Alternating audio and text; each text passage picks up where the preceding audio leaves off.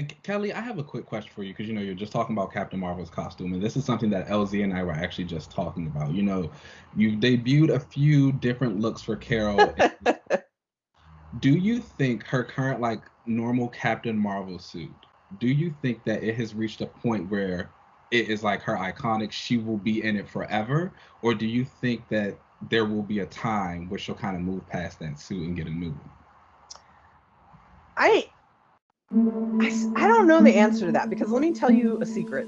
When we were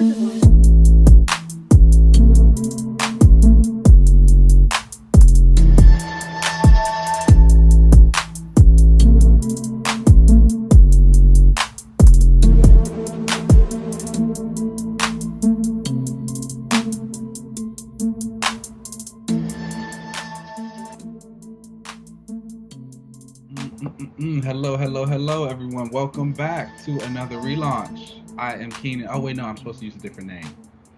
Yeah, who you gonna be? I am Dr. Bruce Banner. Ooh, I know that's right. And I am Brother Voodoo. And welcome back to another relaunch. Brother Voodoo. And it's cute because you got on the Wonder Man shirt and Brother Voodoo stole his woman. So it's like, ooh, you know what? Then you know what? I'm gonna be Wonder Man.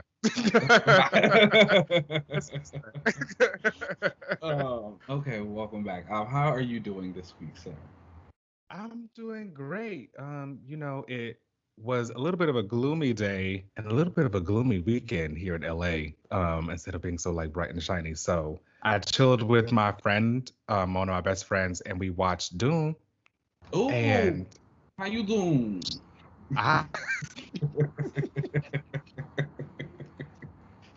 Yes. And I wish there was more of that in it because I was so bored. Oh no. I haven't watched it yet. I haven't watched it yet. I have a lot of TV and shows to catch up on. I finally just caught up with the first 3 episodes of Young Justice last night. Ooh, yes. I haven't caught up yet because I was already doing a rewatch, so I'm just gonna keep going. Yeah, just keep going. I still gotta watch the Titans finale. I still gotta catch up with Doom Patrol. So I think once I'm finished all of those, then I'll get to Doom. Well, you have to let us know what you thought about it because I will say personally, it's on HBO Max, y'all, if y'all want to watch it and stream it, but it was boring. It was beautiful. Beautiful. CGI was also that was nice. I will give it that to them. It looked great. But damn, it was boring. Did you read the books? I did not. No, I have never read the books before. So I was just going in kind of dry and not really knowing too much about it.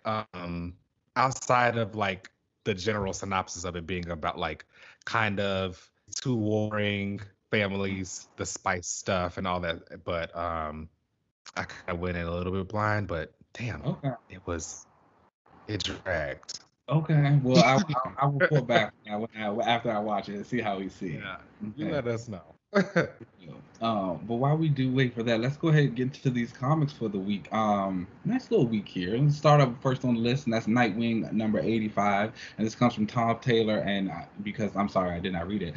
Is Bruno Redondo still on the art? Oh, so no, Bruno Redondo was not on the art for this one. The art was Robbi Rodriguez. He is filling in right now for this. I like him. Fierce State kind of tie-in. Yeah. So this issue was the kind of Fierce State tie-in. Everything that's going on with kind of the Batman books, kind of leading into Future State. If anyone remembers what was going on in Future State, that Gotham was taken over by that group. I can't remember what they were called. The Magistrate, yes. And this is kind of what is leading into that, the Fierce State. I believe actually Fierce State also deals with Scarecrow and him taking over Gotham, which is one thing that's kind of pulled me back from the Bat books has been they've been just a continuation of some villain takes over Gotham and then Batman's got to deal with that and kind of get a little stale. But that's kind of what the synopsis of Fierce State. And currently what's happening now in the Nightwing issue is the Oracle system has been taken over. Okay. And now we have Oracle 2, which is where the kind of like a backup system that Babs has, she needs to go and handle that. So this issue was all about how Nightwing and Batgirl, she put on her a Batgirl costume that with this thing that kind of fixes her spine so she can still kind of move around a bit. And how the two of them are going over to Oracle 2 to shut it down and take back control of her Oracle system. And I mean, it was a cute little issue. I do have to say that, like, I don't need to see Batgirl, Barbara Gordon Batgirl. Like, Agreed. I understand that she was the original one. I understand that she also has had her legs back for like the last like 10 years or so. But I just prefer her as Oracle. So I get that this was like more of a, oh, let's see her put back on the costume thing. But like, I didn't really necessarily need it, you know? Yeah. I mean, I think I've said that before. I never need to see Barbara Gordon in that Batgirl costume again. I think she's gotten to the point where like it might kind of be like a little bit too iconic now. It's like it's moved beyond our means. I don't know if we're ever really going to get to see another iteration of Batgirl like in live action. And it's because like it's a Gordon. She's a Gordon. I think you're always going to have your Commissioner Gordon around, and it's like when you get your Commissioner Gordon, you're going to get like your Barbara, and you're going to get some type of note of like some type of remembrance that she is Batgirl or was Batgirl. Yeah. So this was that issue where you're basically reminded again that she was Batgirl. I will say that there was some cool stuff again with Nightwing and his like Eskrima sticks, where he was able to kind of twist them and pop out this kind of gun thing that shot a smoke pellet so they can kind of fight in smoke, which was really cool. And when they get to the Oracle 2 bunker, it ends up actually being already laced with this fear toxin, and Batgirl has to kind of shake herself of it. But then who shows up to help? Tim Drake was already there, and he helps them get out of the fear toxin, and they shut down the Oracle 2 and she gets back her system. But before they can even shut it down, the hacker had already blown up the clock tower, and the new Batgirls were at the clock tower inside. So the next issue we're going to be finding out how they hopefully escaped, and that was Spoiler and Cassandra Cain. Icon. I do love me some Stephanie Brown. So shout out to them. Yeah. What so I'm assuming the next issue will probably be about them, and we'll see how they kind of escaped by that explosion or insurrection in them. But I would give this issue like a 3.5 out of 5. It was solid. Again, like pretty good art by Robbi Rodriguez and some cool stuff with Nightwing. But like I said, I'm also not a fan of Barbara and Dick together, and they like kissed in this issue. Oh yeah, I don't get that shit. I'm all about Dick Corey. Same. Which is wild because like even though I want Corey to be single, like obviously I like Dick and Corey. Corey can still be single. That's like the new age Batcat right there. It's hot. Yeah. I'm sorry. Yeah, that's a couple. Yeah. But they like kissing this, and I'm guessing they are maybe back together because Tim was like, "Oh, finally!" after they kiss. So. Not finally, but I guess when it comes to Barbara, she's never really had too many other love interests outside of Dick, has she? Yeah, I don't think so. I know there were some randoms in like. Didn't she? Okay, I think so. I know that she's had like some random boyfriends in some of her solos, but they were like just a part of the book. No one that was like other actual superheroes or anything. Well, shout out to them for the Dick. Yeah. Definitely check this out if you are a Batgirl fan and you want some Barbara action. She was pretty cool in this with her fighting and stuff, so check it out. All right. Well, next up on the list is Catwoman number 36, and this comes from Ram V, and we have guest artists Nina Vakueva and Laura Braga. And shout out to Nina Vakueva because she's been doing a lot of stuff. She's also been drawing some of the what book is that? Black Widow issues. Yes. Yeah, and so she's got really good style. And so this also is a Fear State tie-in. Now, you knew a lot more about Fear State than I did because I had no idea what was going on outside of my tree stuff.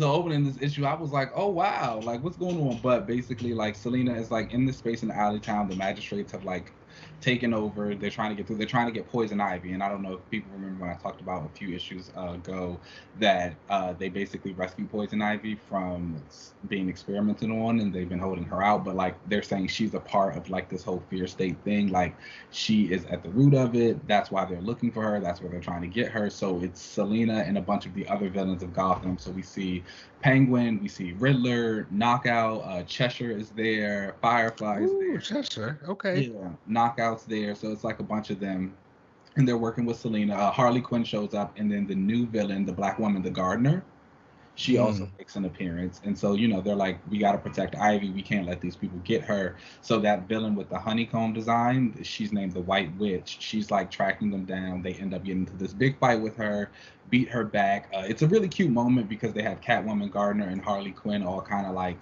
fighting her. And cute. It's like a little new kind of like Gotham City Sirens feel. And of course, like they're protecting Ivy, so it works. And like Selena even makes a comment. She says, you know, the Gardener, she's no Ivy, but she's pretty dang good. And so it's like, oh, this is cute. Okay. And She might rejoin the club. Is she gonna be like the fourth member?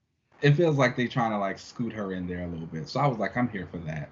And you know, we love a girl group. We do. We really do. And at the end of the issue, they kind of beating back the White Witch, and they know everything's not okay. But we come to find out that apparently there's like this room, and it's a bunch of white witches. Like the girl has been cloned, or like she's a machine or something. There's like a bunch of her with her little augmented design, and they're about to send her out to come get Selena and crew, so they can get Ivy. Okay. So was this Ram's last issue? No, I think he still has 2 more. I believe 38 is going to be his last issue. We finish off the Fear State story, I think, next issue, and then he has 1 more. And then it goes over, Teenie Howard takes over the book, and she is sending Selena to the strip club. My favorite place. I know that's right. You guys get on now so you can come on for the news. It's going to be hot. All right. I will rate this as also a 3.5 out of 5. A very, like, Catwoman has continued to be a very solid book. I have a newfound appreciation for Selena. I'm going to stick with it once Ranvi leaves. We see Selena also kind of dealing with people in Alley Town and just talking about what it means to them, what it means to her, how her presence there has affected them. It's just a lot of nice moments all around. So check it out. She deserves. It does. All right. Next up on the list is a very exciting new #1 that we had. It is Nubia and the Amazons #1, and this comes from Stephanie Williams and Vita Ayala working on the script together. A story by Stephanie, I believe, and then we have art by Alitha Martinez. Did you read this? I did. And you know, I've had, you know, some pullback from the Amazons. You know, I've kind of tumbled back from Diana, where I just realized I just like watching Diana do her thing. And you know, this book for me made me realize why I had pulled back so much from her. And because I realized I like watching her do her thing, because they never really dived into like Themyscira as much as this book did. Like, and I appreciated jumping into this and also not only getting more about Nubia, but also Themyscira and how like their culture is and how like they operate and everything. And so I really like enjoyed this book. I might have to, you know, put my bracelets and tiara back on. So for those who don't know, you know, this book is featuring Nubia, a character who's pretty much been in limbo for about, I want to say, since her creation 44 years ago. And she was originally created as like the black sister to Diana. She would pop up like in maybe 1 or 2 stories in the 60s, maybe like 1 or 2 in the 90s. She came in, and then like nothing. Once Future State started coming around, we started to see a little bit more of her. She has been someone that the fans have been clamoring for a very long time. And so now here we are at her very first book. She is Queen of the Amazons, and she's doing her thing. We learned that she no longer has the tie of being Diana's sister. Instead, she was created via the Well of Souls. And the Well of Souls is something on Themyscira that when a woman in man's world has been murdered by men or someone bad and has something bad happen to them, their soul is sent to this well, and they're reincarnated. They don't have any memories of their previous life, so they like pick a new name and they like start to learn and live as Amazons. And so that's how Nubia was created. We see that, then we see her now dealing with the role of being queen, and like the well has reopened because it closed after she was born, and then we get a bunch of new Amazons that show up, and they kind of like go through the process. We see her dealing with that. We have this presence looming in the background, Doom's doorway. We need to find a new guardian for that because something's going on with it. One of the Amazons, she turns up petrified at the end. Wow. So Nubia's got some challenges.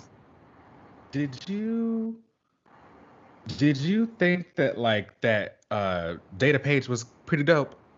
Because I feel like I was just saying recently that I was like, I feel like a lot of books, yeah. And sure enough, in the Nubia book, there was a data page, and I thought that was very helpful to just go ahead and get all the information out about the well and how that worked. Did you think though that Nubia is still technically like Diana's twin? Because they try to say that she was born or she came out of the well at the same time as Diana born. Yeah. I thought that was a cute way to like still keep them mixed up and like they have a little bit of a tie to each other. That was nice. Right. It was a great way because I do understand why they would need to separate Nubia from Diana, but still want to keep them tied together. And so I thought that was a great way to really do that. Yeah, agreed. And I think this book was also just interesting in itself. It's like now I'm a little bit more interested in Nubia, you know, and I think the Well of Souls concept is really cool. I don't think it's something new. I'm pretty sure George Perez actually introduced it like in one of his Wonder Woman runs however long ago. Dope. So it was like really nice to see that kind of like pop back up, and it was just cool. Like I'm gonna stick around for the miniseries for sure. Yeah, definitely. I thought everything about this issue was pretty great. All of the Amazons going off and doing this like kind of basic training to see where they all kind of fit, solving the puzzles and everything with it, and every character felt like they were just a part of this series. There was one character who I believe is trans, who I thought was a great addition to this, and and the way that they were presented in this book was so dope. Like I thought that their reaction to feeling as though they felt like this is the moment that they kind of have been waiting for their whole lives was very touching, and I thought that was really awesome. Yeah. Super. What would you rate this issue? Honestly, I would give this issue a 4.5 out of 5. Okay. I was actually really into this. Agreed. I was gonna say the same thing. Like it's like I don't know if a lot of people know who Stephanie Williams is. I know I've seen her on Twitter every now and again, and she's been like a girl who's championed for Nubia for so long, and really wanted to push herself to like not only write this, like not only be in the comic book industry, like but to get in the comic book industry and write this character, and to see her kind of achieve that goal, it's like so inspiring. And then like read the story, and it's good. Such inspiration. Like, you feel that passion in the character. You feel it in Nubia. Hot. Like, please, everyone, go and pick this book up. It's good. Let's support it. We need more Black women in comics anyway. So, like that's for sure. And shout out to this team. They were all like really dope on this book. So, man, I click subscribe. Hello, Nubia. Welcome to the party. Okay. And next up on our list, another book that everybody needs to go and buy is Black Manta #2. And this is from Chuck Kim and Valentino de Landro. And this is hot. Are you reading this? You're not reading this. You're not. So you need to read this. I know you're not reading it. It's hot. You know, I don't dive down too deep in the oceans too often. Let me tell you. And so, I was thinking about this. The Aquaman corner right now is so good. Like Black Manta has his book, Jackson has his book. There is like this miniseries that's about to also happen that has Arthur teaming up with Green Arrow. I don't really know who the demographic for that is, but Brandon Thomas is also writing it, so I'm going to get it, and it's Arthur. They both just have their 80th anniversaries this year, so it's like I think they just had something. Okay. Yeah. But like this book is really good. I've always enjoyed Black Manta. That is like my dad. I'm here for it. But a lot of his stories have always been tied too heavily into Aquaman, and it's just like being mad at Aquaman. And some of his best ones, in my opinion, are obviously when they separate. Dan Abnett did a really good job of it, and I feel like Chuck Brown is building off of that momentum here and really giving Manta his own like personal gallery of just people to deal with, villains to fight. There's this new guy, Devil Ray, who has this like water power. He like, merges with the ocean all over the world, starts attacking people. He's talking about like how the oceans are for his people, specifically black people, and he's like taking it back for them, and he's doing good stuff there. You have I don't know if you remember, but the last time at the end of last issue, there was like this woman who popped out. She was like some type of goddess creature. She had been trapped in stone. Storm. Yeah, the Storm Girl. So she comes back, and guess who she's tied to? The Amazons. So guess who we see?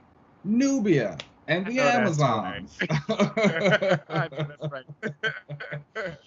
Yes. And so, it's like she pops up and she's like, queen of appearances. She's everywhere. They're like ingraining her in, and I was like, I love to see it. But they're like, what's going on with you? Like, how are you feeling? You've been in this space for so long. And there were some crystals that they found the last issue, and they're apparently tied to this woman, so she needs to get them back. You have Black Manta going around still looking for more of them with the girl he's working with, Gallus. And again, they're like a Cupid. He has like a Cyclops moment. Since he's not wearing his helmet, he's going around to this party. He's got on his suit, but he's got on these red shades. And when he like moves the shades down, he starts blasting people with his eyes. I was like, come on, Black Cyclops. So that was fun to see. Valentino de Landro's art is just fantastic. It looks really good. It captures the action well. It's like, this is a good, like, it's good to see Manta be a pirate. And like, that's like his whole thing. He's like out here, it's fun. It's a fun little mini series.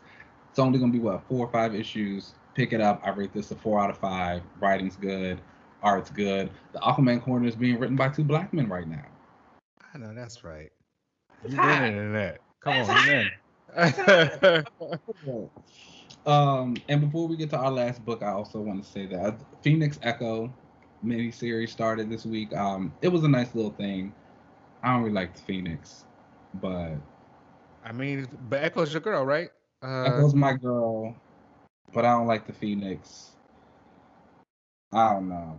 I'm hoping by the end of she's the Phoenix now. I'm hoping by the end of it, it's gone.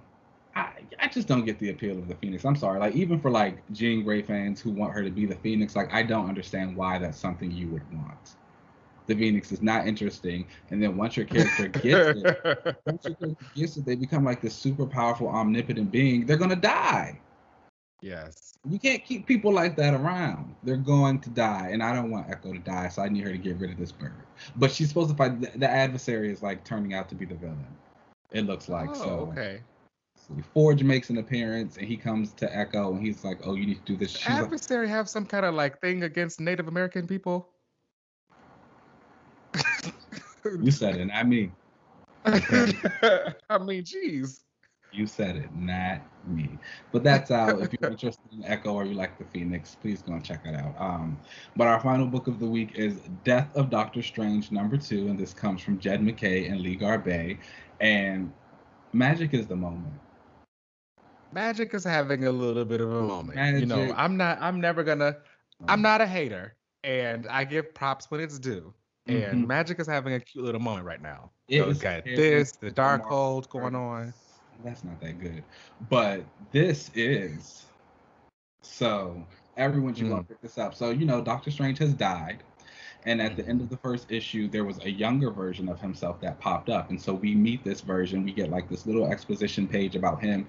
This is a version of Strange before he was the Sorcerer Supreme, before he was an Avenger. He like Captain America calls him. He doesn't know Captain America. And so, the captain is like, look, all these like weird magical things are happening all over the world. We need you to kind of come out here and help us. And Strange is like, I'm not the Strange that you know. I'm one that's like a piece of his soul so he basically took a week off of his life to create this version of himself. And he put him in a pocket dimension. So when he died, this one comes out. So this Strange has 1 week to figure out who murdered him and fix the world. And so while he's mystery. Okay, it's a murder mystery. Okay. So while they're doing that, all of these other like powerful magical beings around the world, they're starting to like flee, or it looks like they're starting to try and take over or like come into our universe. But Clea pops up. She's being chased by some people, and she's telling them, she's like, no, they're not trying to take over. They're trying to run because somebody worse is coming. And then we get to this introduction of these 3 new villains called the Three Mothers, and they are hot. Okay, like they are hot girls. One is like living worms that shoots lasers. One is like a space priestess. The other one is like just this giant warrior woman. The Avengers show up to kind of help Strange and his crew fight them. They get beat the heck up. And I'm sure. And then the 3 women are like, all right, we got to go do what we got to do. And so they disappear. And so then like the issue ends. And so it's like now the mystery is like continuing on. We still got to figure out who killed Strange. We got to figure out who these 3 women are and who they're working for. We got to figure out why all these people are running. It's fun. The art is fantastic. That sounds hot. It's like, really like diving into exactly what Doctor Strange has like been doing, you know, like when he's not around. Yeah. And that was something I was like, this is probably one of the best Doctor Strange runs I've ever read. And I was like, he's dead. That's crazy. Definitely highly recommend it. Issues 4 out of 5 for sure. If you're into Strange, if you're into magic, if you're anything, if you're into good stories, honestly, this is something that you should read. Yeah, Jim McKay is dope, so check that out. King. Okay, but those are the books of our week. Let's go ahead and take a break, and then we'll come back with a very special guest, one who we're super excited to see, and you know who she is. Kelly Thompson. That's right. Yes. Yes, I'm so excited. Let's take a break and then we'll come right back.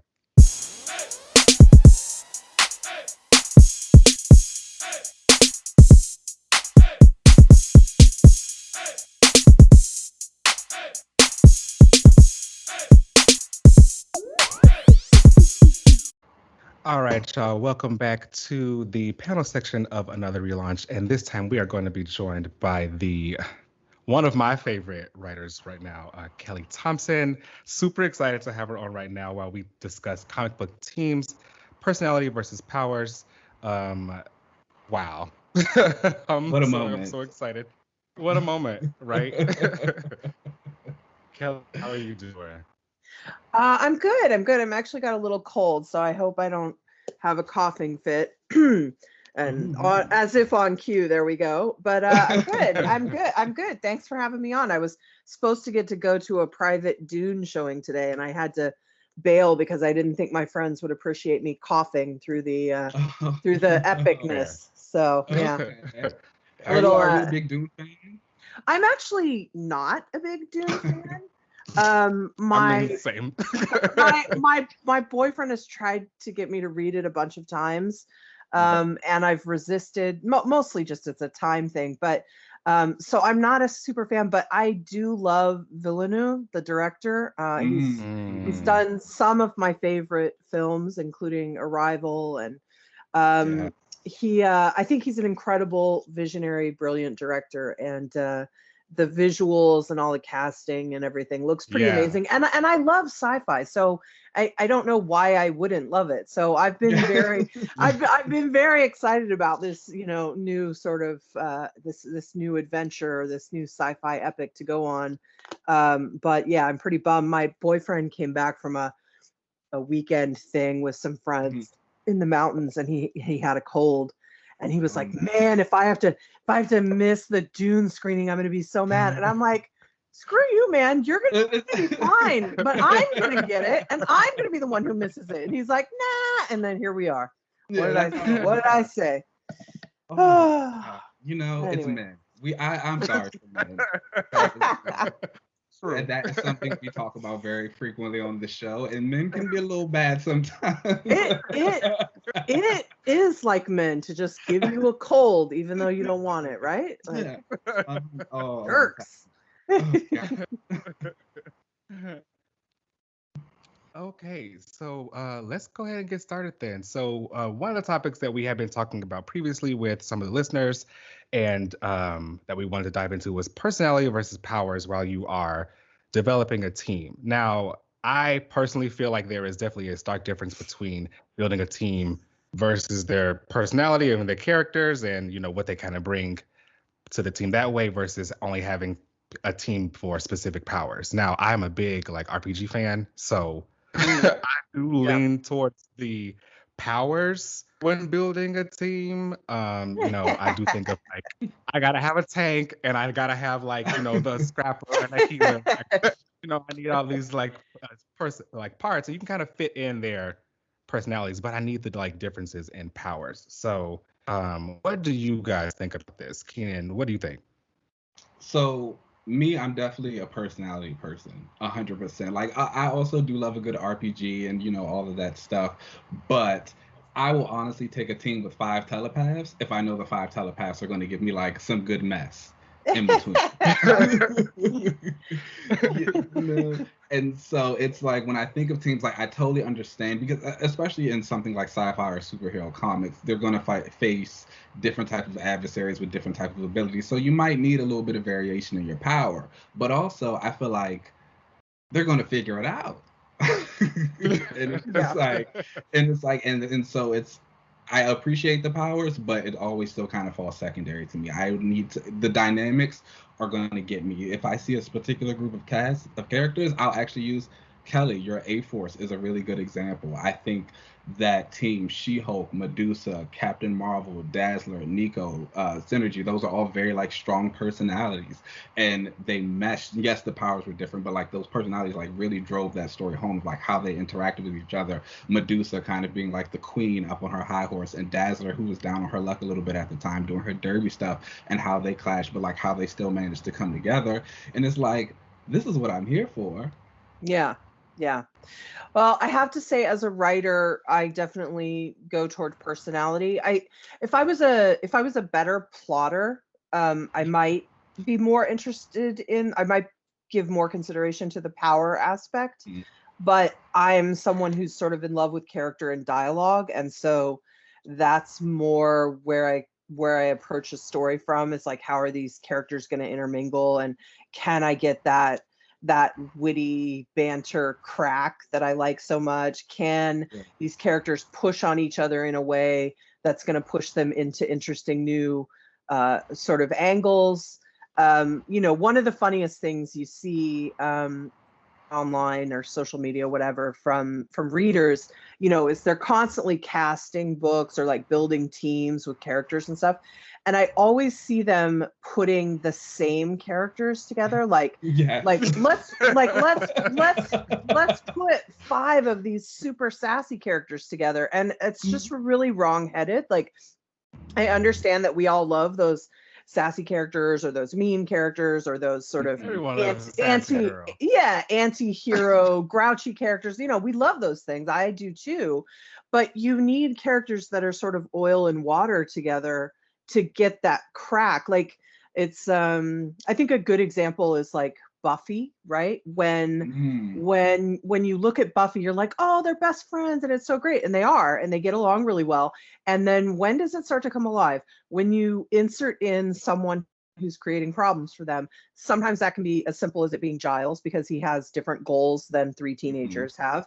But particularly when you get characters like Cordelia coming in there, she's not just going to do whatever they say. She's the oil against their water, right? And when you lose her, what do? They bring in Spike again, because you need that conflict. You can't just have everyone getting along all the time and everything's great. And so you need something that rubs against the other characters. And so I think it's funny when people try to put together these teams that they like think will be so good. And I'm like, those guys all sound the same. And that's not the best. Like, you want a variety there. And so, I mean, that's a good example of how A-Force worked really well, I think, is that, and I didn't put that team together. I inherited what was given to me, but Dazzler was in a particularly dark place that made her really fun, because I wasn't super interested in writing her, but but that was what I inherited. And then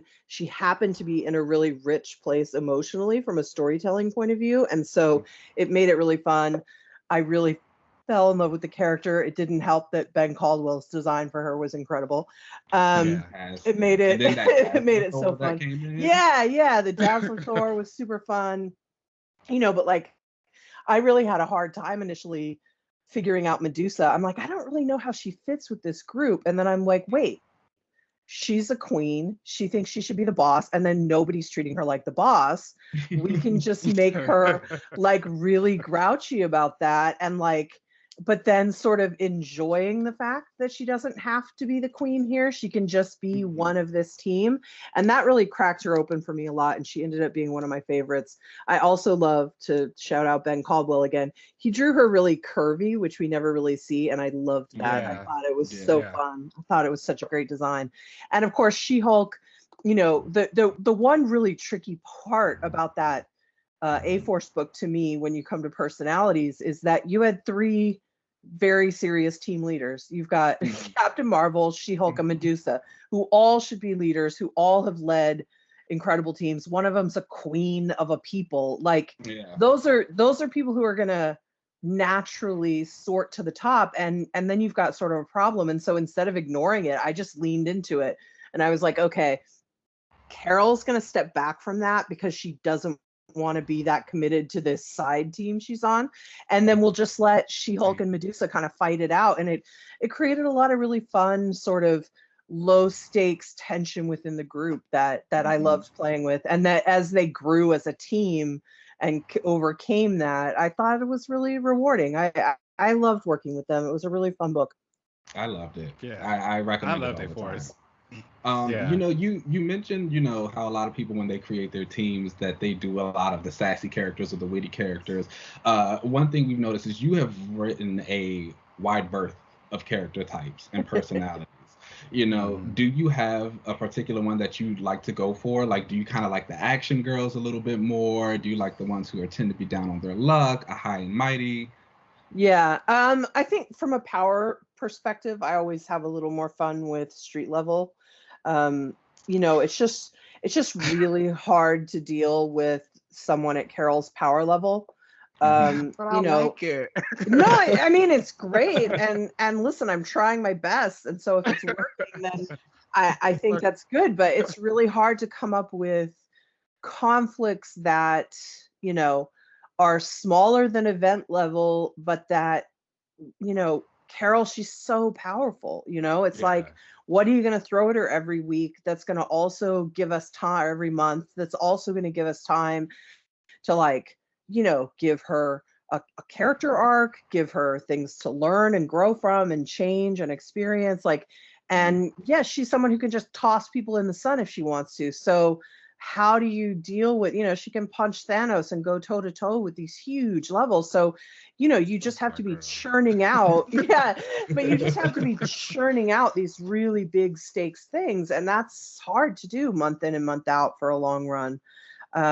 Whereas Black Widow, she's one of the most dangerous people in the world, but, she's dealing with a much more grounded, you can stab Black Widow, and that's a problem for her that she then has to overcome, right? So, one is much easier and comes a lot more naturally to me and is a little more, I think, relatable, the same way Kate Bishop, she's very street level, no powers, incredibly talented, can do things none of us can do, but she's not tossing people into the sun. So she can get hurt. It's a little more relatable that you would come home and want to put peas on your arm, frozen peas on your arm because it's sore, So I think they just present different challenges. Some are a little more natural and easier, and some take a little more effort. So, Kelly, as you're just naming these things, you have been around the block and you have been writing for a long time. And just kudos to you, because,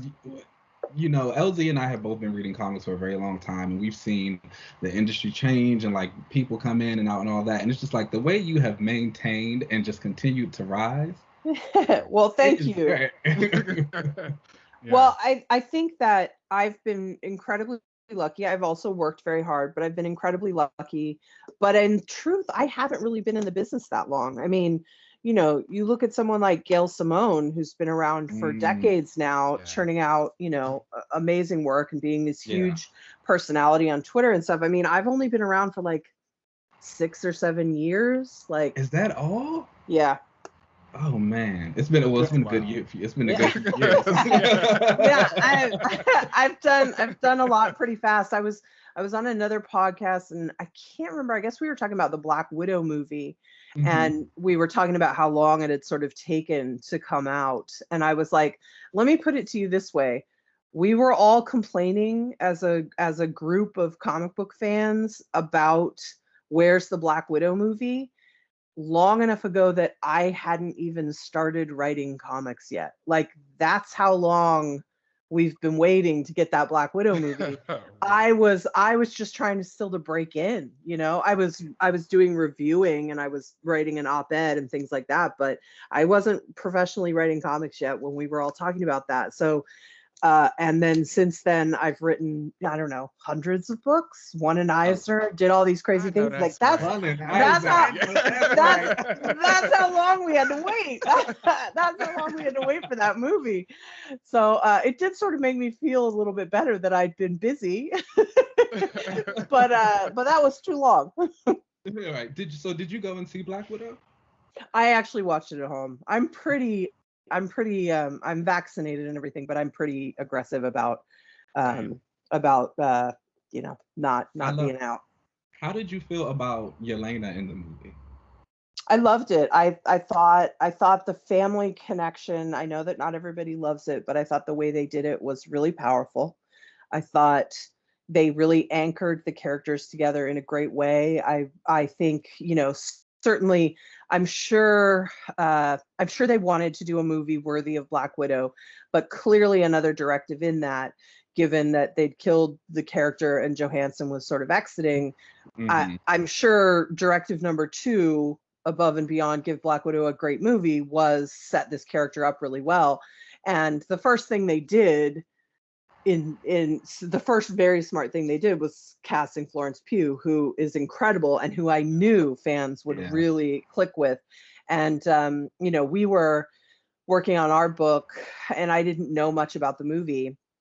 And we were like, should we put Yelena in it? And I was like, yeah, you know, I've got a spot for her. I think we should. And so we put her in there. And then as the movie was getting closer, I was like, you know what? This character, people are going to flip for her. They're really going to love it. So let's keep her in. It makes sense. Let's keep her in the book. And really, it became one of my favorite things about writing that book was that dynamic. And even though our dynamic will never be the same as the movie, I think that they hit similar notes in their personalities and in their sort of dynamic together, which is really fun. I mean, the best part of that movie, other than I thought the feminist themes were really good in general, that vest conversation they have, and and the speech she does about her uterus being removed. I mean, like a million stars for Florence Pugh's White Widow, right? Just so fantastic. Yeah. We've been really loving your Black Widow run. Actually, we talk about it every month it comes out on the show. And Yelena has been fantastic. When we first started reading the run, instantly I thought of A Long Kiss Goodnight, the movie, and how we were like, one thing we like about Natasha, obviously she kicks ass, she's dope.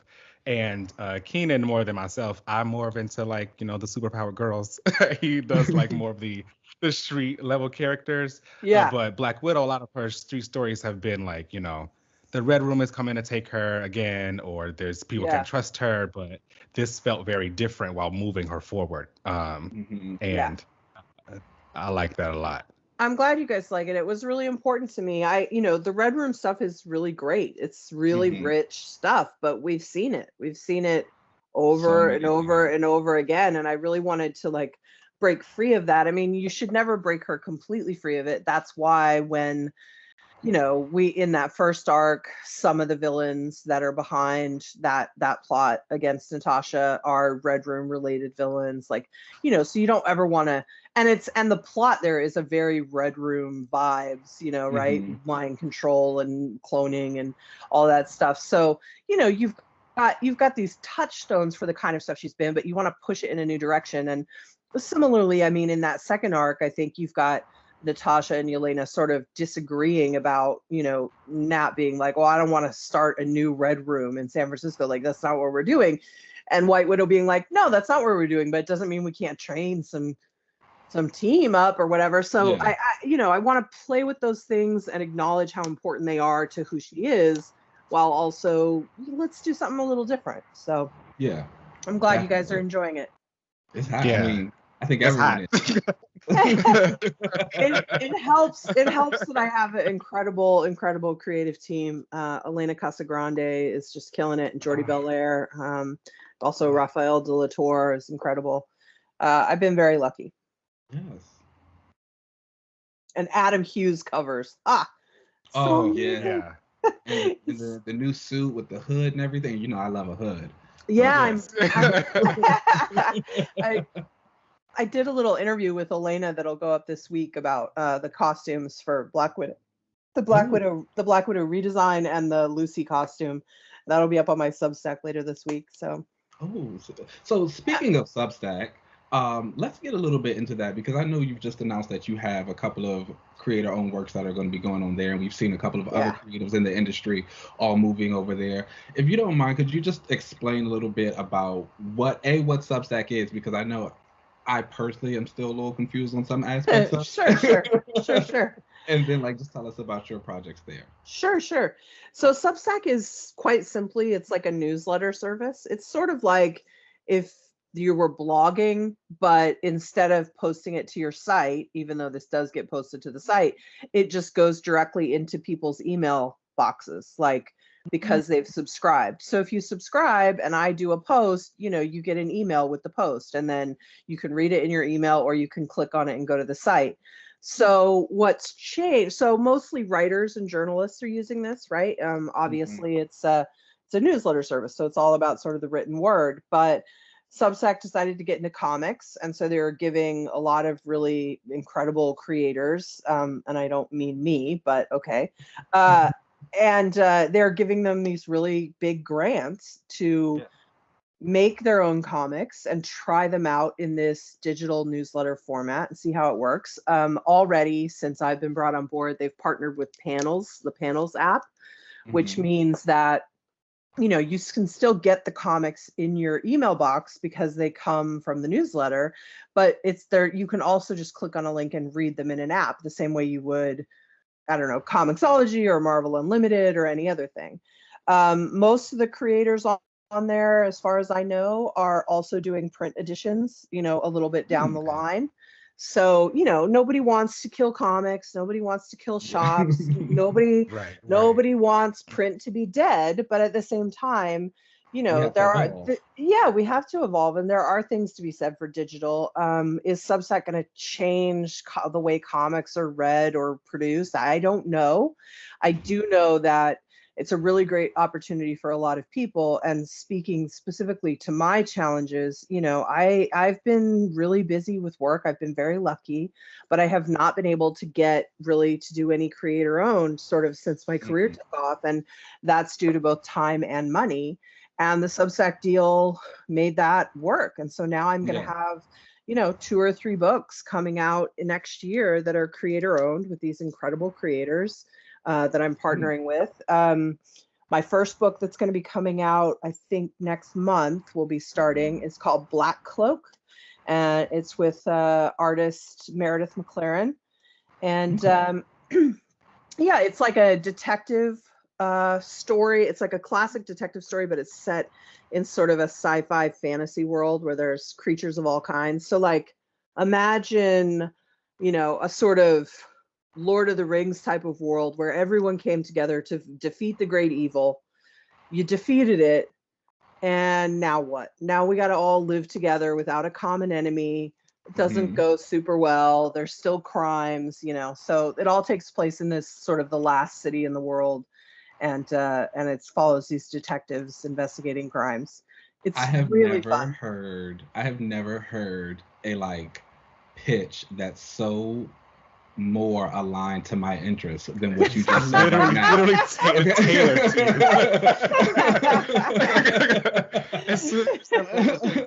you. This is all Keenan. Like everything, like the detective, the Lord of the Rings, the last city on earth, we defeated the great evil. I'm just like, yes, I need this in my life. Well, it sounds like we need to get you a subscription then. I'm going on there right there. So the second book that I'll be doing, and I don't have a release date for this yet, it'll be sometime in 2022, is with Mattia de Ulius, and he was my artist on Jessica Jones. Does that so Meredith has a very sort of cartoony, like a really beautiful, clean, cartoony style. And Mattia has this incredibly realistic, you know, highly painted style. And I love that those are the first two books I'm doing because they're so different. Yeah. In visual, if not in, you know, the kind of ideas I like to talk about. So The Cull is the second book, and it's about sort of 5 or 6 teenagers who are friends who just sort of graduated and go off to make a film together at a sort of local forbidden rock on this small coastal town they live in, and things go wrong, and it's sort of like I would say it's like a more adult Goonies-esque sci-fi adventure kind of thing.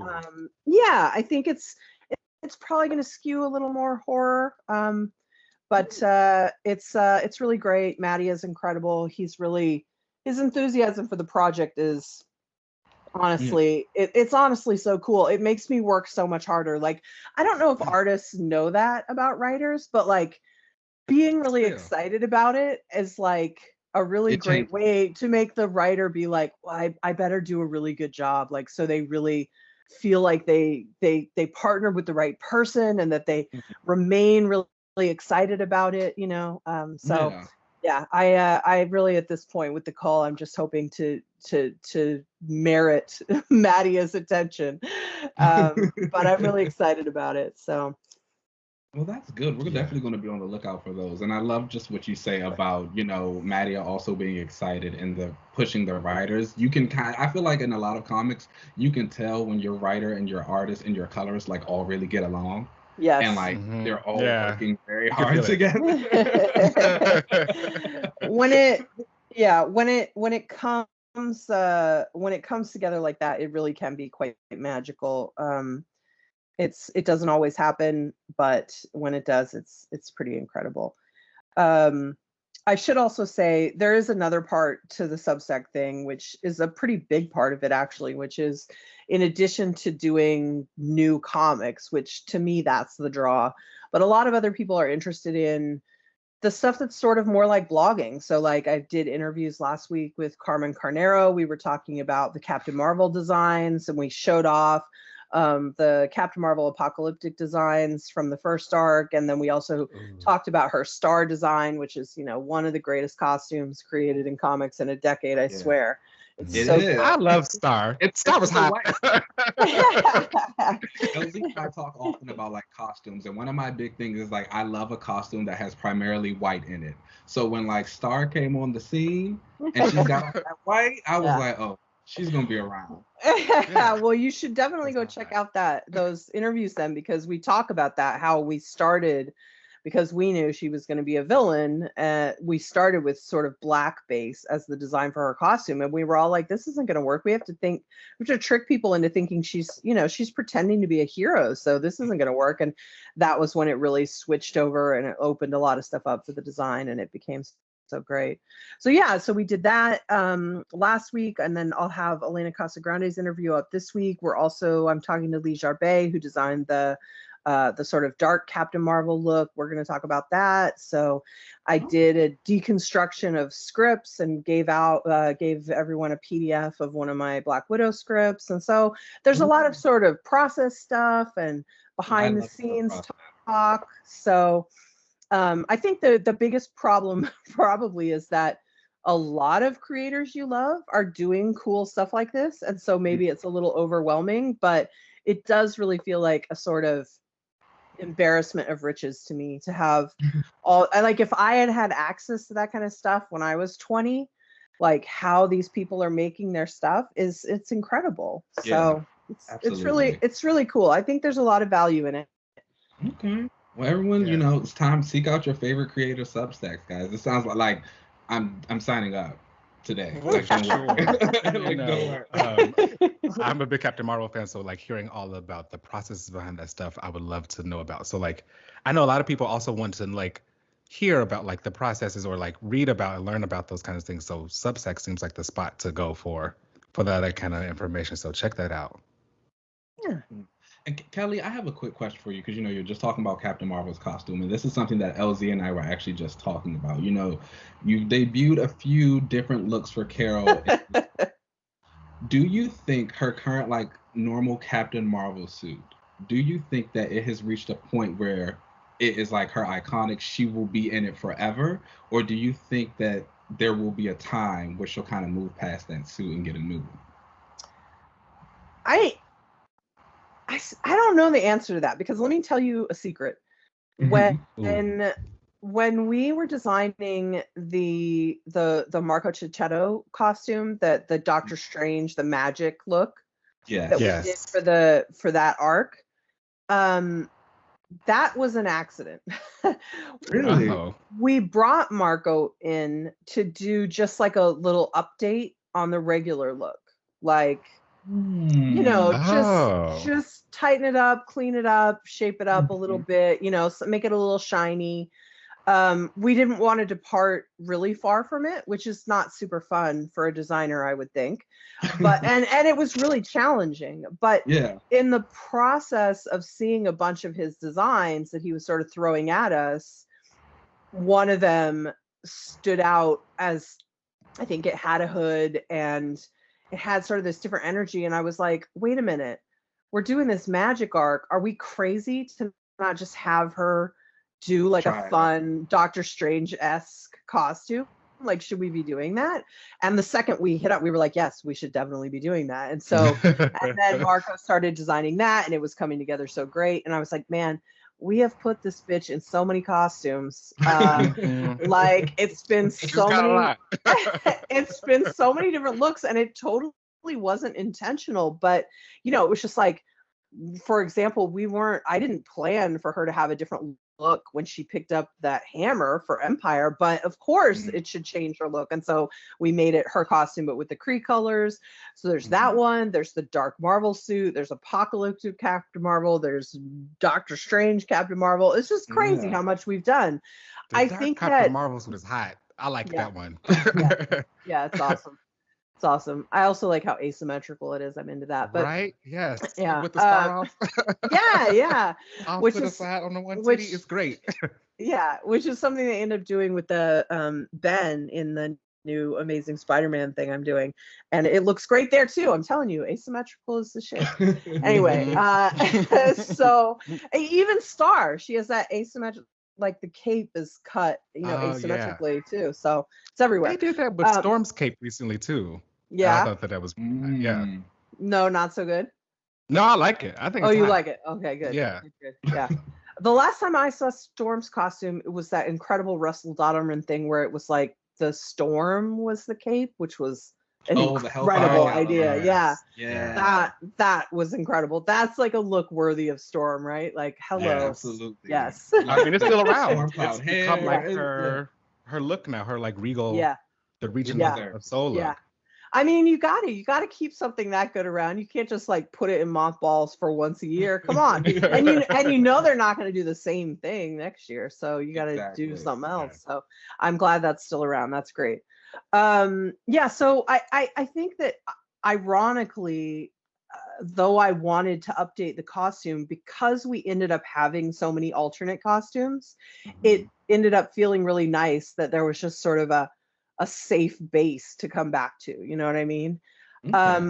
So I guess my answer to that is I think it's going to be pretty hard to break her into something new that's not temporary or story based, because we tried it and we failed.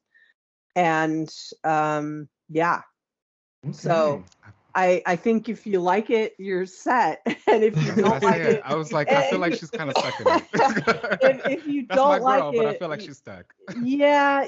I think the problem is the costume's really great, and so unless you're gonna do a overhaul, it's pretty hard to tune it a little bit, like we tried to do, like just sort of, oh, let's just give it a new paint job kind of thing, and it just didn't really work. So I think that's possibly problematic. Although I don't know, maybe if we get through our 50, and if we get there, I'm sure she'll get a big relaunch. And so maybe she would get, a different direction or suit or something. So someone great. I'm sure someone great can figure it out, but my editor, me and Marco definitely failed. But we got the great temporary costume. So it's a win anyway. Yeah. Now, so go ahead. No, go ahead, Kenny. No. I was just gonna say something else about someone I like. I did want to ask, when it comes to these characters and these personality versus their powers, and when they all have their different personalities, but they have the same powers, how exactly do you kind of dive in to make them seem kind of different when what their abilities can and what they can do? Do you kind of make it where, okay, this person who has the more like ego-y kind of personality, they'll just do more punches compared to the other characters, or do you kind of like switch up what they can kind of do? Do you mean specifically within like a team setting? I'm not sure. If you were having a team and it like all of the characters have the same kind of powers, how are you differentiating kind of like what they can do if everybody can kind of really do the same thing? Right. They all shoot the same energy blast. What do you really do? Right. Well, I mean, I think you're a little right, and I do think that's part of the laziness of not just my comics, but a lot of superhero comics we see. I mean, I think one of my favorite things, and I think a lot of readers, is to see powers used creatively. It's one of the coolest things to see. But as a writer, I'll tell you, that's really hard. It's really hard to come up with creative uses of power month in, month out. I will say that I was talking with my editor recently about how much fun I had using Kamala, because she's not have a photon based blasting power set. And I'm not bored of Carol at all. I am a little bored of her power set. And that's not fair of me, because she sprinkle in there with the eye blast. That was great. I appreciate it. Well, yes. So we did that. We've been playing a little bit with her, making more sort of energy shields, which isn't something she traditionally does a lot of, but we're playing with that a little bit. The eye blast. We're doing a few things, and that's leading to something. And I think that's going to be a really fun development. And I think that's a long sort of overdue playing with these things. I can't say much more. You're going to see the first hint of it in issue 34, the next issue. I think people are going to flip out over it. I think the people who hate Captain Marvel are going to hate it, because they hate everything. But the people who are into the character and into the powers and all of that, I think people are going to love it. But yeah, I mean, part of what pushed me there was I'm a little tired of, photon blast, punch, photon blast, punch. Like, it gets a little tired. And yet it's very hard to try and reinvent the wheel every arc about what can we do with our powers. So I think it's a really challenging thing. I think if you have a lot of characters with similar sets, I think you're right that that's limiting. But I will say that comics does sort of, this is going to sound so stupid, but let's sort of quote Jeff Goldblum, and it'll make it a little better, which is life finds a way. Which is the comic sort of finds a way, like, you're like, oh, I don't have these power sets I need in order to defeat this thing, but there's always like some way to figure it out, like some little plot doohickey, some little magical device, some little this or that that can, these characters level up, these characters merge, all different ways that you can then try to solve that if you run into that problem. But yeah, I think that a lot of us, write many books a month. It's a punishing schedule, and you don't always have time to go in and be like, what's the cleverest way we can deal with this problem? You try, but Yeah. doesn't always work. Absolutely. And I might be basic, but I'm okay with just a little punchy blast sometimes. I got no problem with punchy blasts. I just, Look, my favorite characters 34 are the issues of it. My favorite characters are the street heroes. All they're doing is punching.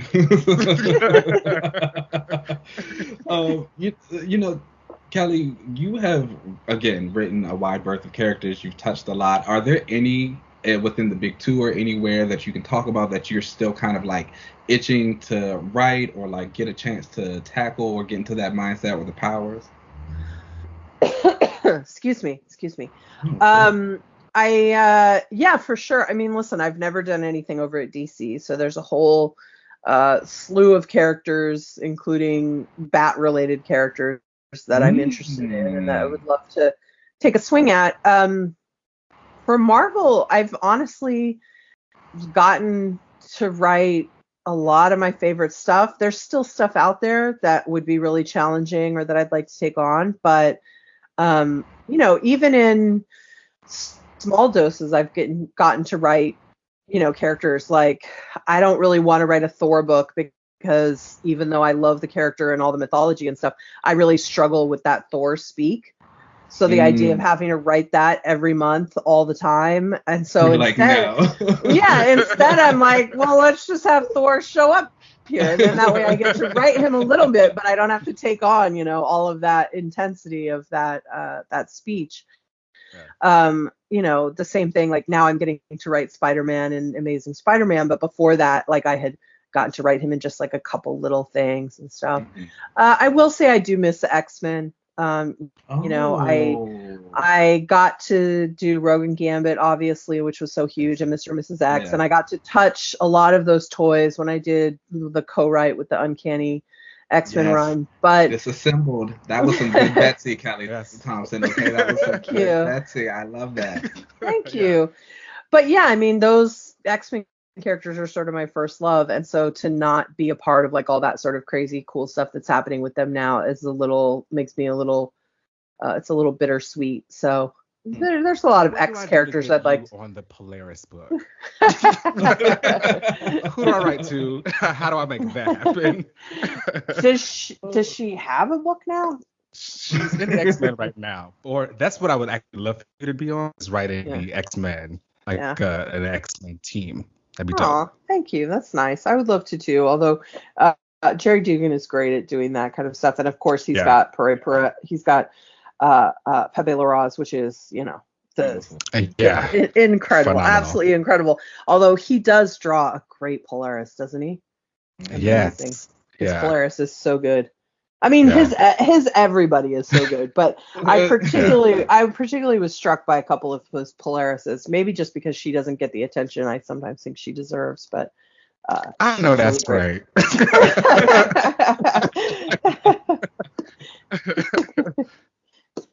Now, do you have any type of like power sets that are kind of your favorites to really tackle or kind of have on a team? Well, I mean, if you have the right artist, like I do in Elena, I love doing like martial arts and, combat stuff because it just looks so incredible.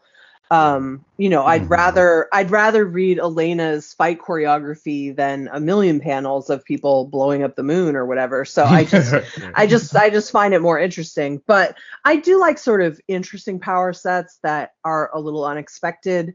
I've always really liked armor from the X-Men. I feel like that's a super cool power set. It visually looks interesting, but it's also like a really cool power to have that's a little different. I mean, it has some of the same properties that we typically see, but it's just presented in a new way.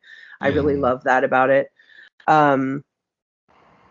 So, stuff like that, I guess, is but I think, again, it does really depend on your artist. I mean, doing a Black Widow book with someone who can't do the kind of stuff Elena can do is a lot less appealing because you're not going to see it realized in the same way, Yeah, a good action typically leave that. Do you typically leave that up to the artist to kind of decide how the fight is going to look, or do you kind of have a vision in mind? Well, I mean, I write pretty tight scripts, so I don't think anyone would say I'm just letting the artist go free, but I always let them know, this is a true collaboration, and I'm very interested in if you see a better way to do something or a different way, do it, follow that path, like let's do it. And I've been very lucky. Most of my artists have not only been really great, but I've had really great relationships with them. And so I've been able to feel that real collaboration between us and that sort of teamwork of us working together to put out the best possible thing.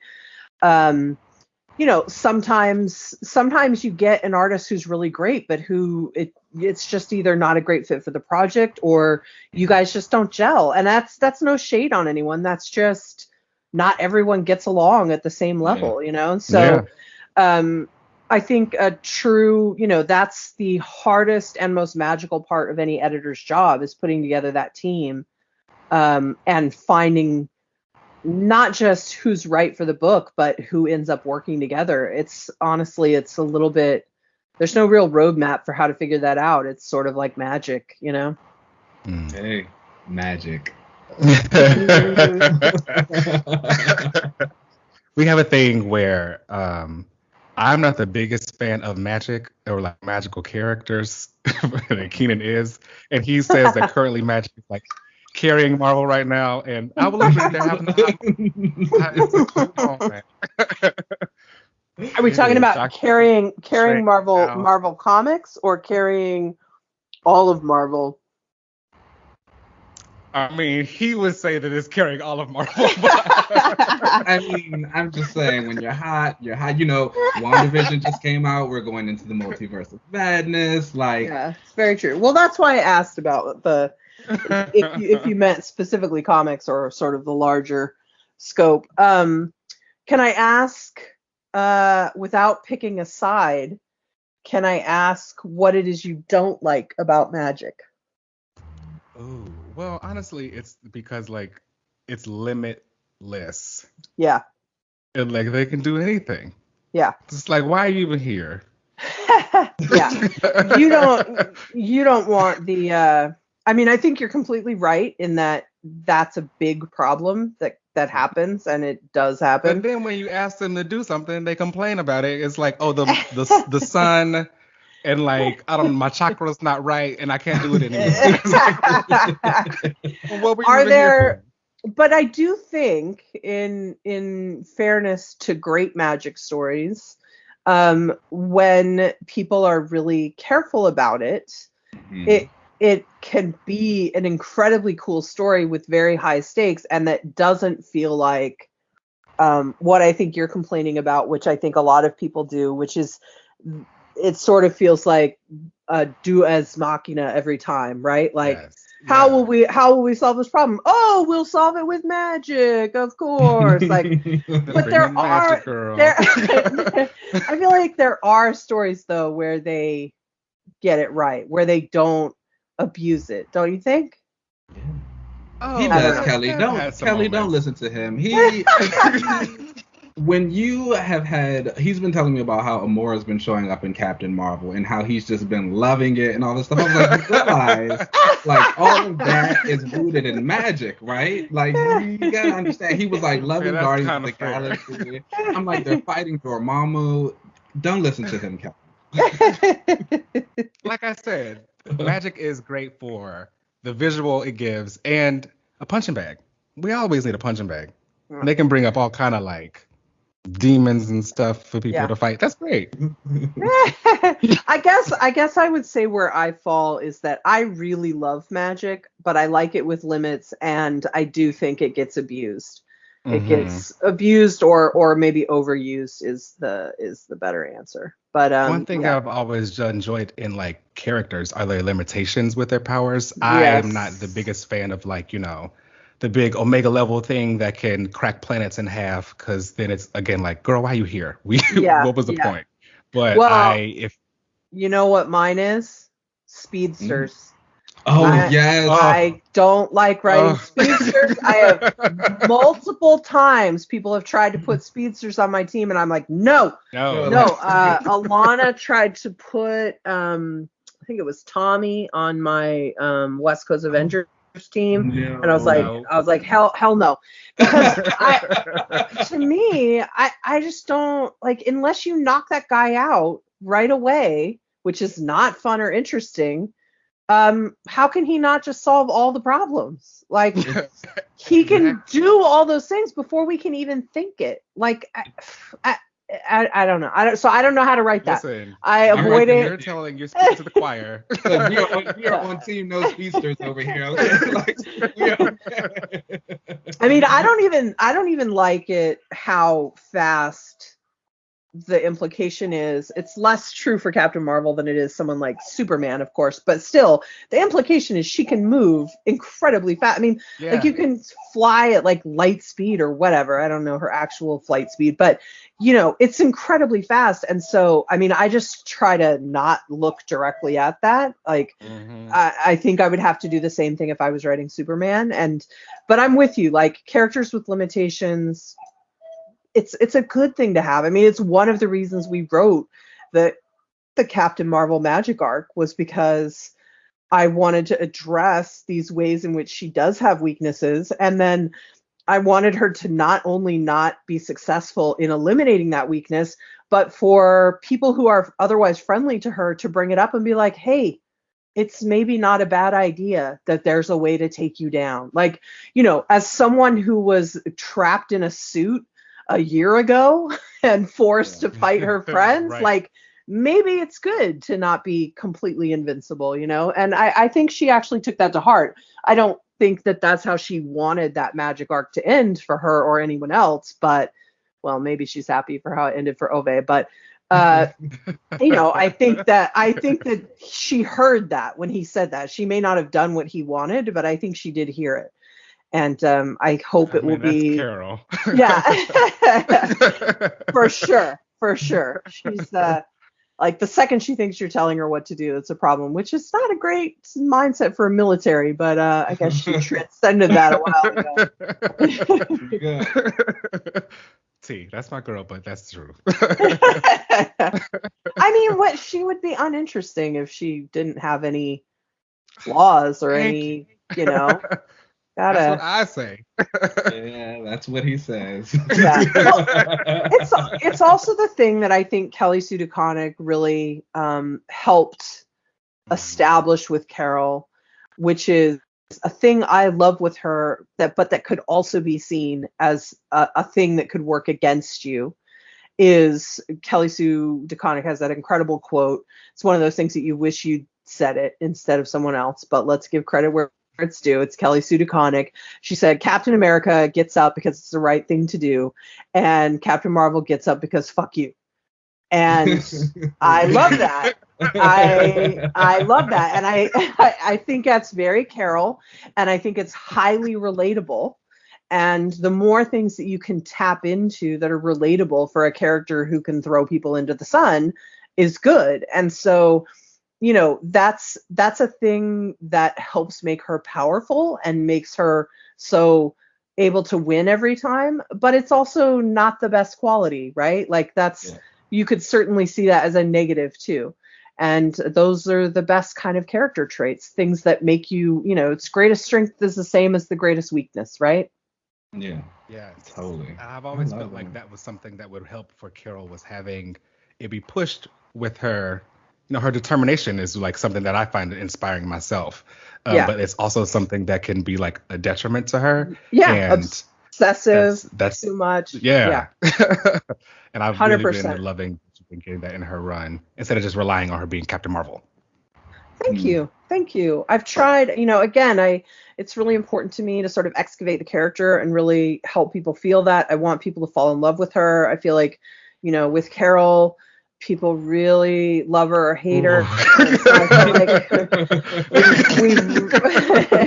we really felt like, yeah, I really felt like we had a bit of a hard job doing some rehab. I do feel like it limits a little bit what we're able to do with her, in that sometimes I'd like to take her to a little more dangerous places character-wise, but because of how she's been portrayed in some other stories that weren't sort of quote-unquote her stories, I think you have to be a little more careful with that. Like, for example, I'd love to just cut her hair, but I'm not going to do it. Like, forget it. It's not worth it. It's not worth the bitching I'd have to hear. Yeah, hear a lot. It's it's not. And listen, I also understand it because not everyone can draw the short hair the same way, right? Like, some people draw it and it looks really great. I mean, like David Marquez, I like his Captain Marvel with short hair is gorgeous, but like other people draw it like, it's not so attractive or whatever, and then you get a whole wave of, well, she can't be attractive, like what's the problem? Like, it's a whole nightmare.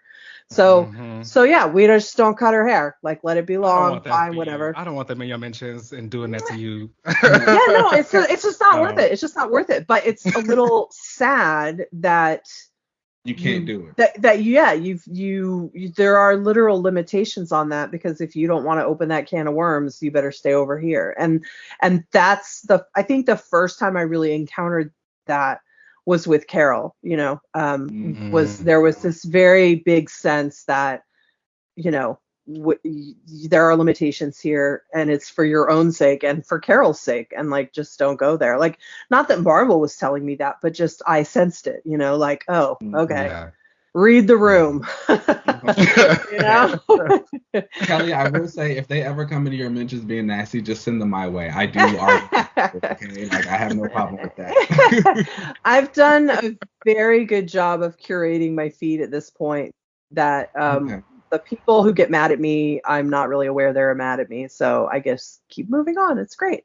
So I will say that's the best. yeah. Just scream into the abyss all you like. I am not even aware you exist. Have a great day. Love that. Okay. Well, I have one final question for you, Kelly, and this is a little Captain Marvel related. I just want to know. This is kind of general MCU. Do you think they would adapt Civil War 2 into an MCU film? Absolutely. No. Because we already saw Minority Report? No, I don't know. That's just that's just a joke. Maybe. I don't know. I feel like I don't have a good temperature take on this, because I don't really like superheroes fighting other superheroes stories. I mean, I don't mind it a little bit. Like, I actually felt like back in the day when we all first saw Avengers, I felt like they handled that really well, because they had to not just all fall in line and get along.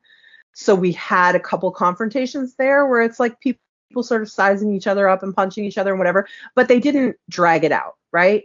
There were a couple core scenes where we saw that, and then it was like, okay, they're coming together and they're going to save the day, and that's going to feel good for all of us. And I do think that in Civil War, in the movie, the airport scene is incredible.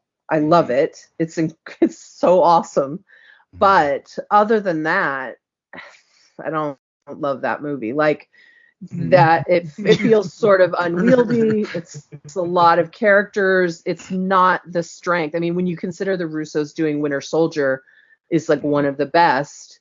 Yes. And then the two pieces of Endgame also being just completely epic and so emotional, like how they drew all those threads together through sort of 10 years of films is masterful. And you look at Civil War and you're like, huh, okay. It just doesn't, it's just not really at that same level, like, and to me, some of that has nothing to do with any of the other stuff. It just has to do with, we don't really like it when these characters fight each other long term. Like, it's great. It's great for a really incredible scene, but we don't want them hating each other and I don't know. Them hanging out. Yeah. Again, a little of it goes a long way for me. So Civil War 2 is not super appealing to me in that way. Again, I'd rather them fight something else. But there are there are conflicts that are justified.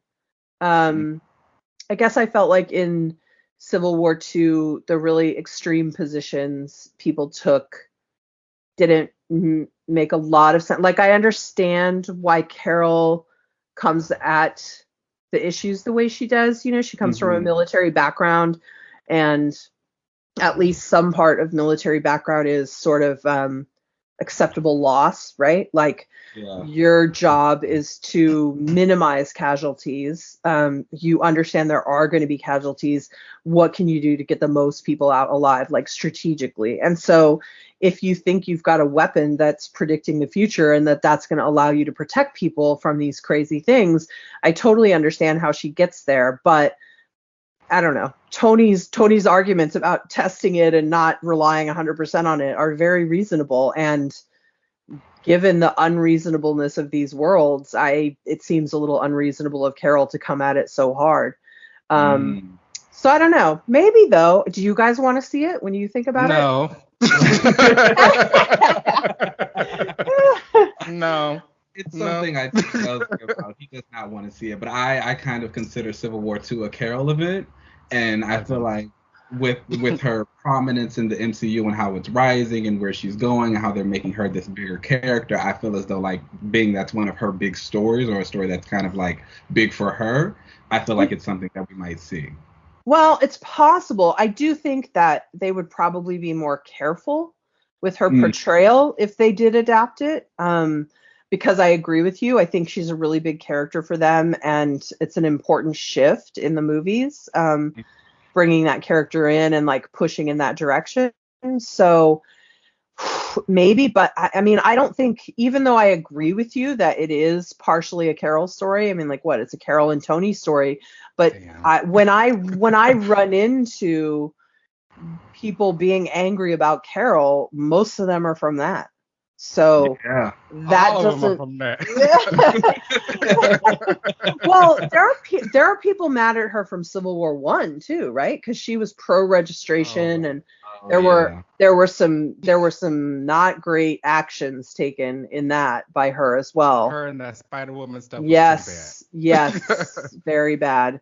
And to me, not really reflective of who Carol is, to be honest. Maybe it was accurate to who she was back then. That's not the Carol I write. The Carol I write would not do those things. So, but you know, that's a hard thing. I mean, you're talking about characters that are written by, you know, dozens, sometimes hundreds of different writers over decades.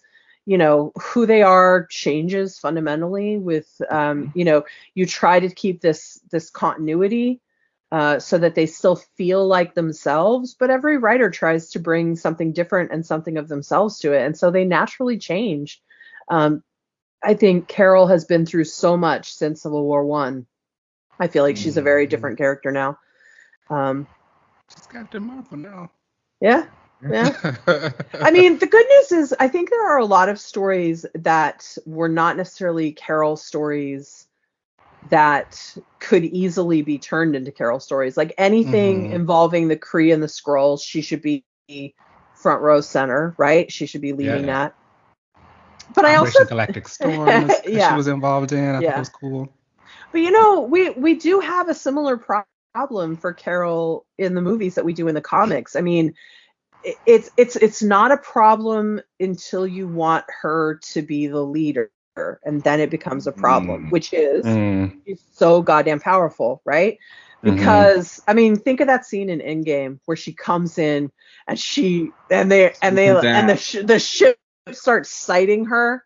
And you don't even know what she is yet, and it's firing because it knows she's a threat. Hot. It was so good. It gives me chills. It gives me chills just thinking about it. She flies into that ship and she's breaking it into pieces. It's so goddamn good. But like someone who can do that, how do you put them front and center in an event and like make that work? It's a big challenge. I'm sure some of the very, very smart people are going to figure it out in the MCU, but I think it's a big challenge. I think it's one of the reasons. Yeah.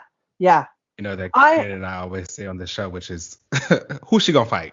Yeah. As characters get more powerful, it's who's she gonna fight? Yes, I mean it's a problem we deal with in the comics, and they've got that same problem in the films. And I think I'll be very excited to see the Marvels because I think it's going to let us know like how they're gonna approach this. Like how are they gonna, I mean, is it going to be a thing where Carol gets partially depowered at one point because they realize they've created a monster, and so do we introduce Rogue at that point? Like I don't know. Like it's a million different ways it could go, but Very I do like. time. While I don't want to see Carol depowered a lot or all the time or permanently in any way, I do like that as a theme for her, which I think is obvious to anyone that's read Maya Carroll's stuff. Not just the idea of her having to deal with her power being limited, but her having to deal with people wanting her power or wanting to take it from her.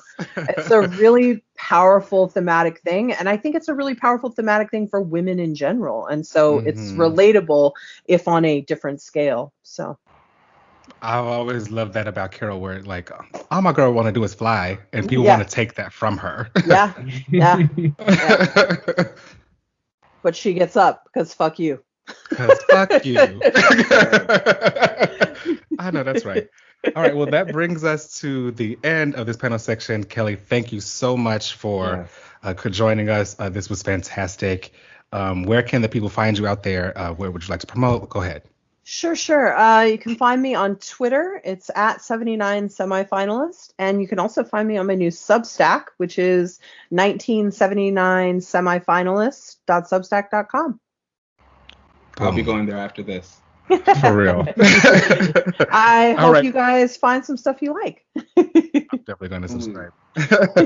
All right, y'all. Let's take a break and then we'll come right back. Thanks so much, guys. Thank you.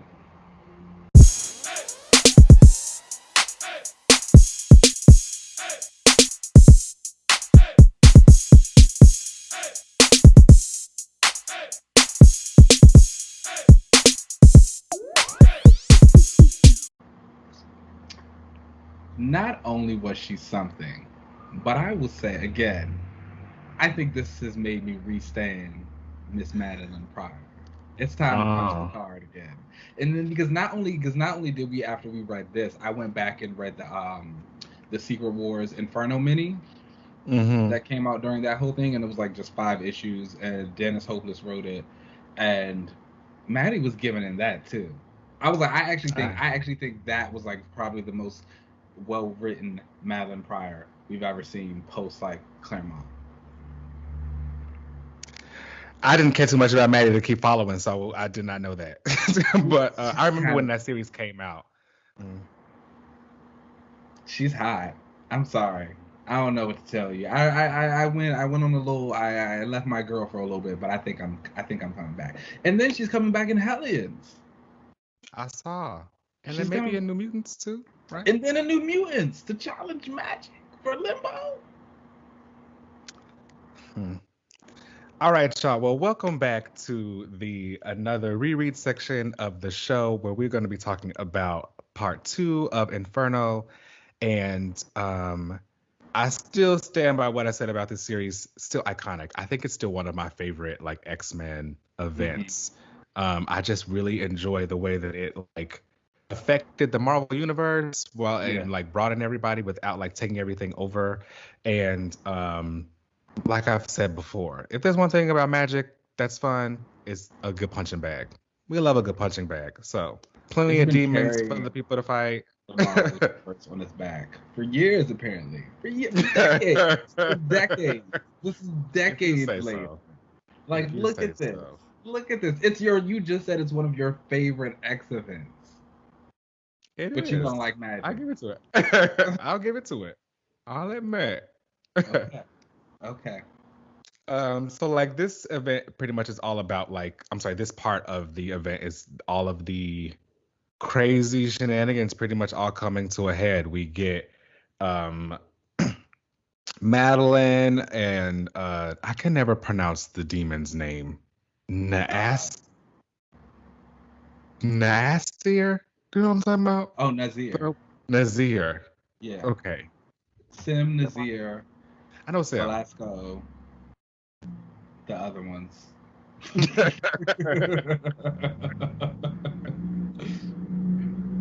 you get all this, and the culmination of Madelyne and all of her plans, and how she's basically becoming the Goblin Queen, and this is, in my opinion, where it becomes that she's now being written as this is where we're gonna like just end her, because it felt like she had a kind of real, quote unquote, trajectory before this, where she was just like the human Jean. In my opinion, it's just a story that Claremont wanted to tell with Jean becoming a human, but then they wanted to bring Jean Grey actually back, so we had to get rid of her. And this second part of Inferno feels like, all right, now we're just gonna make her just crazy, irredeemable, mean, nasty woman. She tries to kill her baby. She tries to kill all these other babies. We do this and like we never bring her back. I don't think they realize how many people would actually enjoy that. I don't think so either. I don't think they realize that the gays are gonna start staying in because she was in this costume. The tits are out. The slit is there. She puts havoc in this little fetish outfit. Is basically like, you know, a sexed up version of Jean's black dress. Yeah.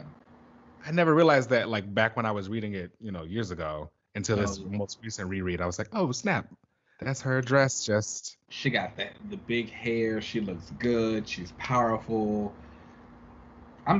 She's a hit. I don't know what you want. I don't know what you want. She sold her soul, I guess, technically, for the magic powers, right? She's a witch. The gays love a witch, and it's just she's history. She is history. I'm sorry. Made Havoc her little goblin slave.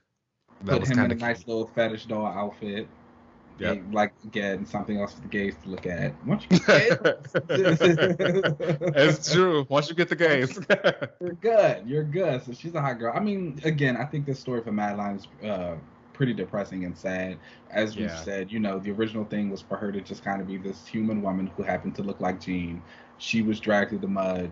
She became the one who had to be the bad guy and do all these bad things to make, I don't know, Cyclops look better for leaving her and the baby.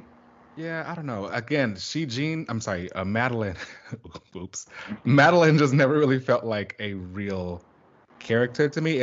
She always felt like a kind of a prop to like fill in games. Yeah, a stand-in for something that happened, that editorial kind of like caused a change or whatever. Yeah. You know, or instead of Claremont just kind of changing his story, it was like, well, no, I don't care. I'm just gonna keep the same story. I'll just bring in Madelyne to be the human version of Jean and go from there. It's a sad. She was given a sad hand, and then, you know, years later, she kind of just was like, again, dragged through the mud of the characters. It was like different versions of her, alternate realities, ghost versions, resurrection, dies again, bringing that spot back. So now she's in like this weird space again, and now she gets you fans every time she comes around with appearance. But so, you know, I will say, I think a big thing about her and whatever's happening post Hellions and with New Mutants, I think that a couple of things are going to have to change for Madelyne to like really pop and like be cemented. I know everybody loves the Goblin Queen outfit. I know everybody loves the sex version, but she got to change that costume. Like, if you want to move her forward, even if the story of New Mutants has her fighting magic for Limbo, even if she gets control of Limbo, she has to change that costume. Like, keep her the Goblin Queen, whatever. Keep the big hair because that looks good. Keep the thigh-high boots because those look good. But like, we got to change some other stuff around.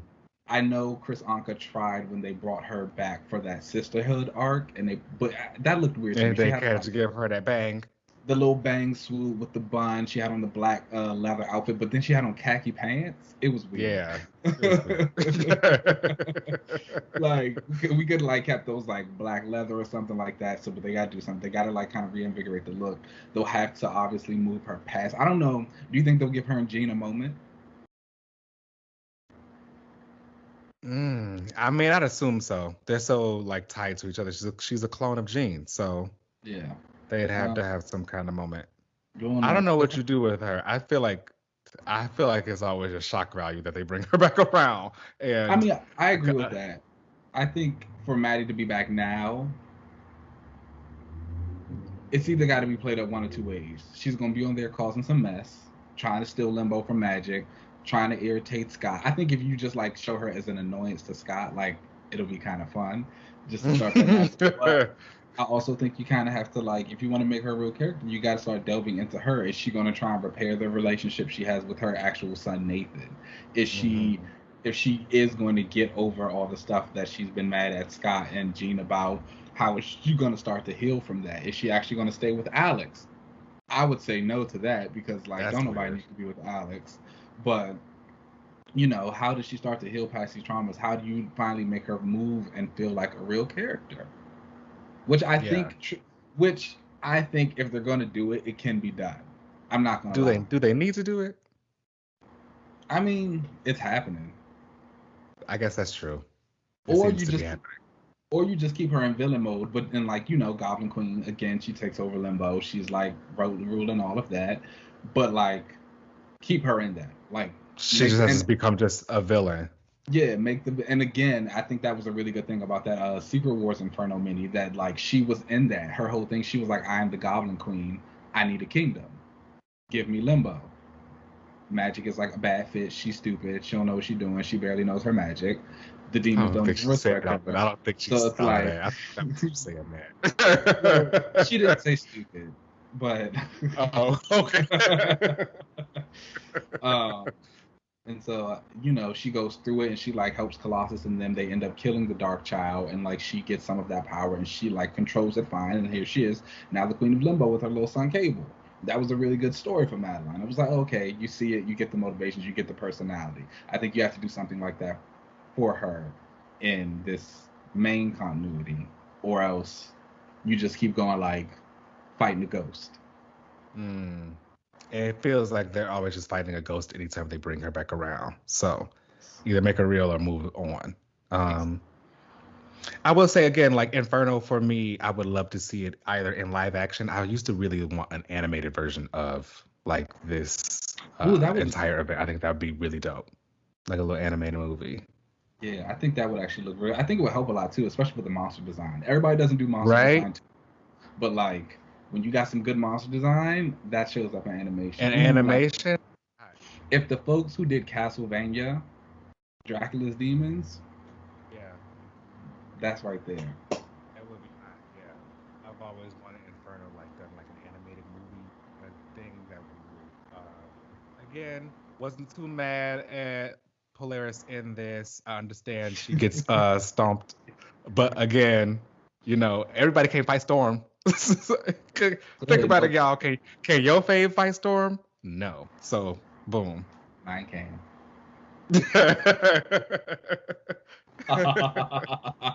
No, but she wouldn't. That's the thing. Right. Yeah. And again, I wouldn't mind this if they ever brought this into live action, or if they were to do this and they started their own animated universe or something. I'm totally fine with a evil, like bad Lorna starting as a villain. They don't need to do a whole like possessed thing and like try to wash it away and whatever. It's okay for her to get like, I don't know, redeemed or something like that. Okay. Betsy Betsy like didn't do too much in Inferno. It wasn't really her mess, but she came in when she needed to be. That little moment with her and Jean and like syncing their powers is like a nice little iconic moment between them. They do that. I do. She plays her general role, like she listens to Storm, but she understands like what y'all got going on over there. It was cool to see the Storm and Jean reunion, which was like, you know, iconic now because it was brought back around as like a remembrance during the whole Hoxpox era when Jean was reborn and resurrected. You know, she said, you know, I'm the only me there ever was, and it was kind of a whole like flashback to the time. So I thought that was really cute to see this moment again. Yeah. I will say I don't like how Cyclops basically comes out scot-free on this event. And, you know, I don't know. I don't know. I don't necessarily think I need anything to happen to Cyclops or for him to like take any accountability anymore. It has been so long. We've seen so many versions Right. of Madelyne. He's kind of like he said how he feels about it and like how he kind of wishes some things would have went differently. That's fine. But I think again, if Madelyne comes back, there's just got to be one more conversation between the two of them to be like, Again, we gotta talk about this again. you have to. You have to because now you're in a space of like living on this island together. They've never lived in harmony, all three of them. Okay. You know what I'm saying? You kind of got to get this spot again. Like Nathan's there, Scott's there, Jean's there, Emma's there. It's like Logan's there. Logan's there. Now you add in Madelyne, another. That's a full house. Yeah, so it's like they kind of have to have a conversation now to just be like, what's going like, don't come either. You stay on your side of the island and I'll stay on mine, or are we going to be like friendly? Which could be interesting. So I will say I know some people have said they would like to see Jean and Scott break up and kind of be like the divorced friends. Oh. I wouldn't Okay. mind if that happened for Madelyne. Okay. Right. And His just like, ex. This like that's his just like his baby mama. yeah, like we get along. But it's like You know, it's like we we cool. co-parent. We got a kid together. So it's like, she get him one weekend, I get him the next, that type of situation, and just keep it moving. I don't need them to like be on a team together, hanging out all the time. It's just like when she come around, I think truly the story will be how Maddie and Cable interact. And then by proxy, Maddie and Hope. Oh. That's the dynamic that you want to see. I do want to see Madelyne and Hope. I would be interested in that. Like, what do they have going on? If they decide to make Madelyne like a legitimately like fully realized character there. Yeah, again, she is going to fight magic for Limbo. She might just go full Goblin Queen and be a villain. And we gotta, Right. Yeah. Which also I would not be mad at. I think the X-Men need a couple more villains. Like they do. That stand out. Some newer ones that kind of like really make the mark. Yeah. What would you end up like rating this entire event as a crossover? As a Marvel event. So out of all of it, I definitely probably would give it like a 4 out of 5. I think it still stands up very well. I think the story's still very interesting. I think the themes that go around, I think a lot of the tie-ins, which obviously we didn't read all of the tie-ins, but a lot of the tie-ins like in New Mutants, with like Magic and the Darkchild stuff, and Excalibur with Megan and becoming like the Goblin Princess and like Otherworld stuff mixed in there. I think there was like Fantastic Four tie-ins, and like how you said like it felt like it was in the Marvel universe. Like even though like the X-Men weren't, it was mainly an X-Men event. Like everybody else was still kind of dealing from the fallout from it, but it didn't really take over the events, which I think is something that a lot of other events need to learn or remember how to do. Please remember it. And it feels good. It like the story is still kind of satisfying depending on who you're a fan of, and people get their chances to shine and do their own thing, but the story still stays centralized around the characters who it needs to be around. Yeah, I agree. I had a really great time with this event. It still really held up from when I remember reading it back in the day, and I think I read it like maybe a few years ago. That was a while ago. And I'm getting old. So this really like reminded me again just how like this is a great X event. And just a great like Marvel event because like I said, the ripples of it are felt throughout like the Marvel universe, and it makes things feel more lived in, and I wouldn't mind when books kind of did that more often. Yeah, I used to love a good like, and I think I talk about it all the time, but I think about those old 70s issues where Jean and Misty Knight were roommates. Yeah.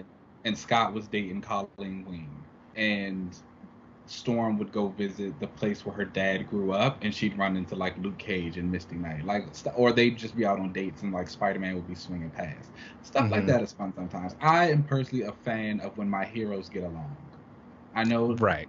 I know everybody don't like the Avengers to pop up in X books or the X-Men to go get involved in Avengers business, which now Phoenix is Avengers business, if we're being honest. So it's like, I mean, at this point, she just had just as many stories. Really. So I'm always going to be here for that. So I do love when stuff like that happens. Yeah. All right, y'all. Well, that brings us to the end of the show. Be sure to check us out wherever you listen to your podcast. Please rate and subscribe. We really appreciate all the love. And you can find us on Twitter at you can find us on Twitter at Another Relaunch. I was going to say my own. You can find me. Keenan, where can they find you?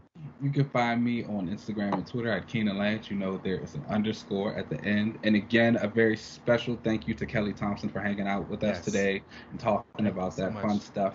Make sure you check out all of her books, Black Widow, Captain Marvel. Get ready for her stuff on Substack. She's like a multiple Eisner winner at this point. Yes, she don't miss. Please make sure y'all go and support for Kelly Thompson.